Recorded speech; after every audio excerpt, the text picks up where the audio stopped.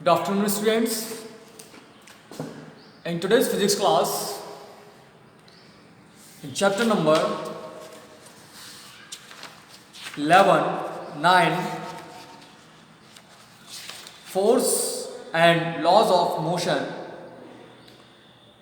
there is a third law of motion, Newton's motion, which states the first two laws motion tells us how an applied force changes the motion and provide us with a method of determining the force. But in third law of motion, इसमें आप note करेंगे, pen ले उठा लीजिए, copy उठा लीजिए, मैं बोल रहा हूँ आप लोग नोट कर लीजिएगा, उसके साथ ही साथ पहले समझ लीजिएगा, जब मैं बोलूँ तब नोट कीजिएगा. When one object exerts a force on another object, the back on the first. When one object exerts a force on another object, the second object instantaneously exerts a force back on the first. These two forces are always equal in magnitude but opposite in direction. These forces act on different objects and never on the same object.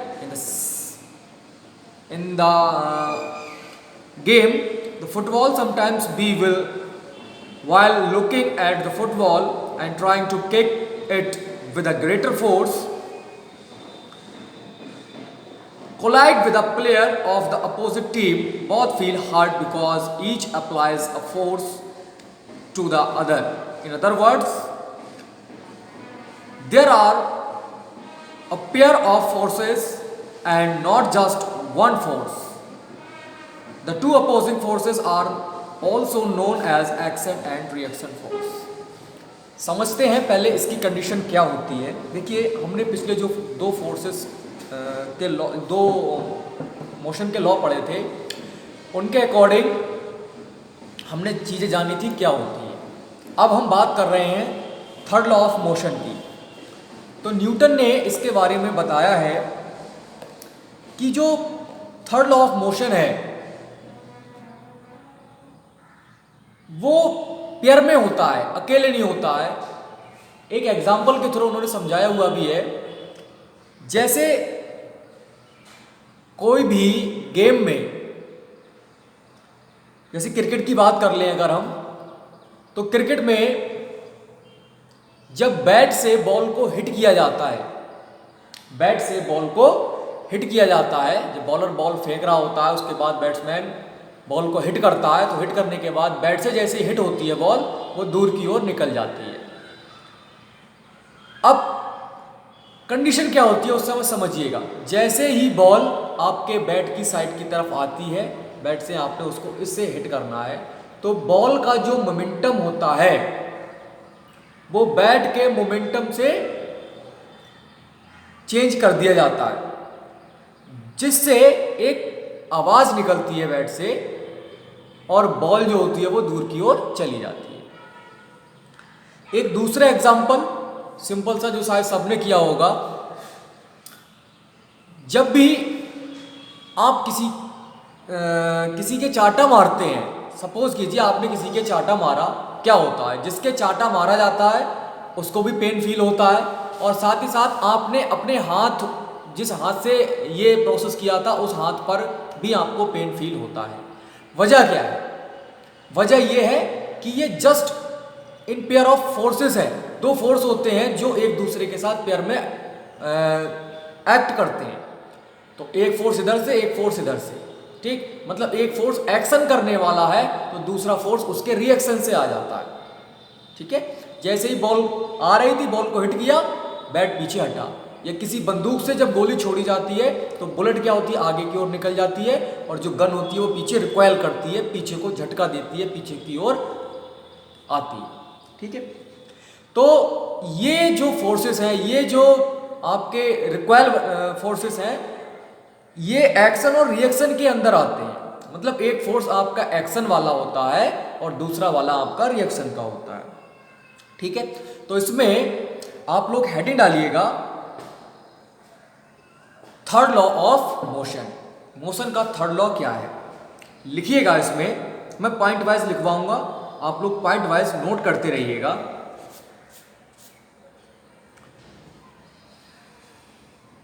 लिखिएगा number 1 points,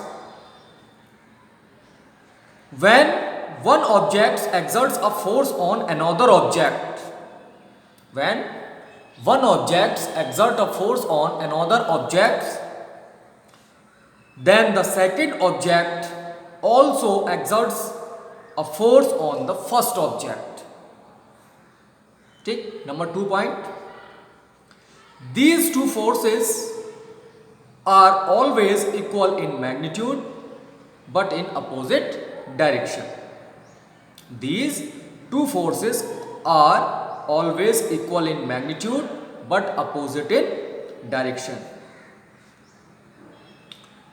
ठीक है, अब नीचे लिख लीजिएगा। For example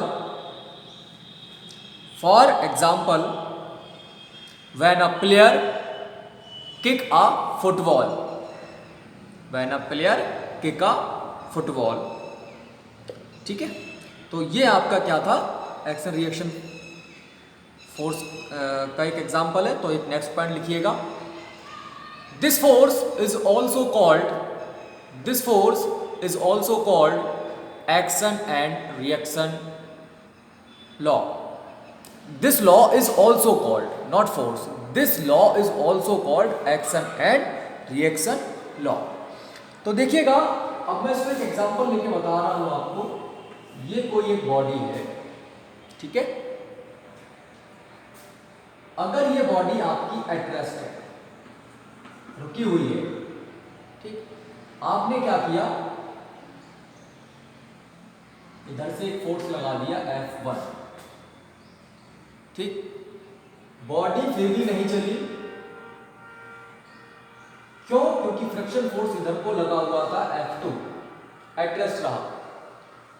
ठीक है, तो इनका जो रिजल्टेंट होगा F1 प्लस F2 वो रहेगा आपका 0।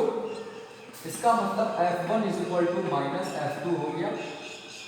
अगर इस माइनस साइन को हटा दें तो F1 vector F1 is equal to vector F2 हो जाएगा।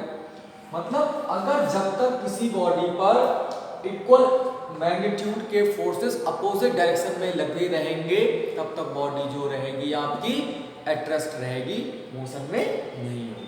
ठीक है, तो ये आपने समझना है। और एक्शन रिएक्शन लॉ के अकॉर्डिंग अगर हम बात करें, जब भी आपका एक्शन फोर्स रिएक्शन फोर्स के बराबर रहता है, बॉडी एट रेस्ट रहती है, बॉडी रुकी रहती है। ठीक है, अभी कोलिजन आएगा, कोलिजन में साथ ही साथ हम बात करेंगे अभी कंजर्वेशन ऑफ मोमेंटम की, तो उसमें भी हम ये सारी चीज़ें देखेंगे। ठीक है, तो इस चीज़ को आपको ध्यान में रखना है। अच्छा, इसके कुछ छोटी छोटी चीज़ें हैं, कुछ और एग्जांपल्स हैं। जैसे आपने अभी एक एग्जांपल नोट किया था, वही किक किया था जब किसी प्लेयर ने फुटबॉल को। एग्जांपल नंबर 2 नोट कर लीजिएगा, क्वेश्चन उसी में डाल के नोट कर लीजिएगा point. Example number 2, when a bullet fired by a gun, then gun gains a recoil velocity or recoil forces. For example, ये आप मान लीजिए आपके पास कोई एक गन है, ठीक, इस गन से आपने क्या करना है, एक बुलेट फायर करना है। अब जैसे ही गन से बुलेट फायर होगी, बुलेट आगे की ओर जाएगी और गन जो होगी वो पीछे की ओर आएगी। ठीक है, तब कंडीशन क्या होती है, तब कंडीशन होती है जो टोटल फॉरवर्ड मोमेंटम होता है, टोटल फॉरवर्ड मोमेंटम होगा वो बराबर होता है टोटल बैकवर्ड मोमेंटम के। ठीक, अगर ये जो बुलेट है वो आपकी v1 वेलोसिटी से मूव करती है, इसका मास m1 है, और इस गन का मास m2 है, और इसका जो वेलोसिटी है वो v2 है, तब कंडीशन क्या होगी, तब होगी m2 v2 is equal to m1 v1 या कहें तो m1v1 is equal to m2v2। ठीक है, ये आपका बैकवर्ड मोमेंटम और फॉरवर्ड मोमेंटम है। इससे बेस्ड आपके न्यूमेरिकल्स होते हैं, आपको आपकी बुक्स में मिल जाएंगे। बहुत सारे न्यूमेरिकल्स हैं जो कि आपको करने हैं। ठीक है, अच्छा इसी का एक एग्जांपल और बता दूं मैं आपको। आपने क्रिकेट मैच में देखा होगा, जब भी कोई फील्डर कोई कैच पकड़ता है तो क्या करता है, वो अपने हाथों को बॉल के साथ बॉल की डायरेक्शन में धीरे धीरे नीचे की ओर मूव करके लेके आता है। ऐसा क्यों करता है, उसकी वजह क्या है? देखिए, बॉल जिस मोमेंटम से आ रही थी, क्योंकि rate of change of momentum he force होता है, अगर मोमेंटम पे चेंजिंग होती है वो तो सिंपल सी बात है, तो फोर्स भी अप्लाइड होगा। इसका मतलब जो एक्शन फोर्स होता है, उस एक्शन फोर्स को कम करने के लिए उसकी डायरेक्शन में आता है। अगर वो वहीं पर अपने हाथों को रोक ले और एक्शन फोर्स पूरी मतलब पावर से उसके हाथों पे लगेगा, तो क्या होगा, हाथों से भी रिएक्शन फोर्स निकलेगा, क्योंकि बॉल को उसे एडजस्ट करना होता है, हाथों में रोकना होता है। तो जैसे ही बॉल को हाथों में रोकेगा, हाथों पर उसे बहुत ज़्यादा पेन महसूस होगा, चोट का एहसास होता है, दर्द होता है। तो उस पेन को कम करने के लिए, उस रिएक्शन फोर्स को कम करने के लिए वो एक्शन फोर्स की डायरेक्शन में अपने हाथों को मूव कराता है, जिससे क्या होता है, एक्शन फोर्स में कमी आती है और रिएक्शन फोर्स धीरे धीरे उसको इक्वल हो जाता है पीछे तक ले जाते हुए, और बॉल को आराम से पकड़ लेता है। तो इस प्रकार से एक्शन और रिएक्शन फोर्स आपके वर्क करते हैं। बहुत सारे डेली लाइफ में आपको एग्जांपल मिल जाएंगे एक्शन रिएक्शन फोर्स के। ठीक है, इसी तरह पे जो बेस्ड होते हैं। चलिए, इसके अलावा एक हम एग्जांपल और ले लेते हैं। आपने ऑब्जर्व किया होगा कि अगर कोई एक बोट, मैं चलिए फिगर से डायग्राम से आपको समझाता हूं। देखिए, ये है रिवर, ठीक है, ये कोई भी रिवर है। इस रिवर में आपने ये बोट डाली हुई है, ठीक है, ये क्या डाली हुई है, बोट डाली हुई है, और ये आपका बैंक है, यानी कि इसका किनारा है। आप क्या कर रहे हैं, इस रिवर से, यानी इस रिवर में जो आपकी बोट थी, उस बोट पर यहाँ पर इस पोजीशन पे आप खड़े हुए हैं, सपोज कीजिए, और स्टिल वाटर है, पानी रुका हुआ है, आप भी वहीं पे रुके हुए हैं, अभी सब कुछ शांत है, एटरेस्ट है, एकदम बढ़िया है। अब आप यहाँ से कूदकर क्या करना चाहते हैं, इस रिवर बैंक में आना चाहते हैं, किनारे पे आना चाहते हैं। क्या होगा, कंडीशन क्या होगी, जैसे ही आप यहाँ से जंप लगाएंगे, आप फॉरवर्ड, क्योंकि आपके अंदर मास होगा, अब फॉरवर्ड डायरेक्शन में आप क्या कर रहे हैं, वेलोसिटी गेन कर रहे हैं। तो वो वेलोसिटी कहाँ से आएगी भैया, बिना एक्शन के रिएक्शन के कुछ नहीं होने वाला होता है। तो जैसे ही आप आगे की ओर मूव करते हैं, ये नाव पीछे की ओर खिसक जाती है। जैसे ही आपका फॉरवर्ड मोमेंटम आता है, उसको बैलेंस करने के लिए नाव या जो बोट होती है वो बैकवर्ड मोमेंटम गेन कर लेती है। ये कंडीशन होती है। अब वो डिपेंड करता है कि आपका मास क्या था। अगर आपका मास कम है तो वेलोसिटी भी उसके अकॉर्डिंग आपकी ज़्यादा रही होगी। अब इसका मास ज़्यादा है तो उसकी वेलोसिटी भी कम रही होगी, क्योंकि मोमेंटम तो इक्वल रखना है। देखिए, P इक्वल टू mv होता है। अगर ये P इक्वल रहता है, कांस्टेंट रहता है, तो मास डिपेंड करेगा सीधे सीधे वेलोसिटी पर, यानी m equal to p upon v या v equal to p upon m। तब क्या होगा, जब आपकी v की वैल्यू ज्यादा होगी, m की वैल्यू कम होगी, m की ज्यादा होगी, v की कम होगी। मतलब मास ज्यादा वेलोसिटी कम, मास कम वेलोसिटी ज्यादा।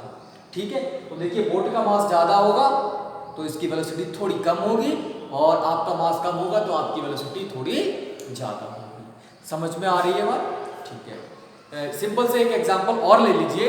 आप क्या कीजिए, एक 5 किलो का पत्थर लीजिए, ठीक है, और एक ले लीजिए आप लगभग 500 ग्राम का।